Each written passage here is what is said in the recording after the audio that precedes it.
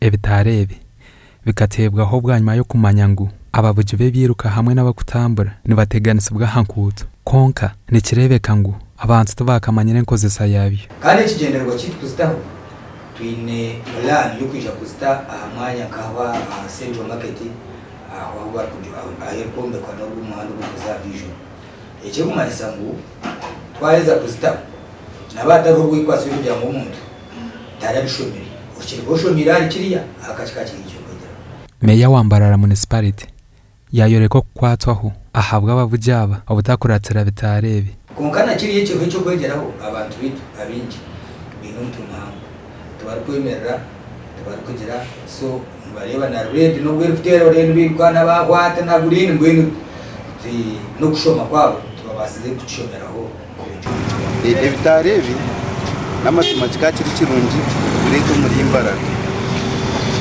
nibyo kandi tugitenga abo kubantu banturugaha tuza site za Kampala tuza kugira hoti bitara bikwata no kubimanya no kumana ibisibwa bita ati nicyo kubabirizire kunuya muri imbaraga wamanya ngo nibaso butagaruka kuziteganisa kubera ibiteganisa kuriya uko kubireta abantu basesitagira disco abamwe develop Kampala hari traffic lights kandi kuzaho Kampala ureba hari traffic lights n'abaruho aba traffic kongera guidinga traffic rules za traffic lights uza abantu baruka ko bade should stop abantu baruka mu town bamuze no bagenda bakonywe to my option traffic lights zikari ziringaha na kumadaho kira kwata jambo kubashira nkora zakita western update Regional Traffic Officer wa Ruizi nagira ngo bitarebi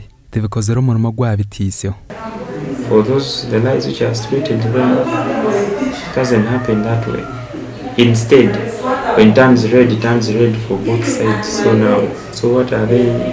Is it regulating? I really don't want to think that the lights are in those particular ones are in the right place.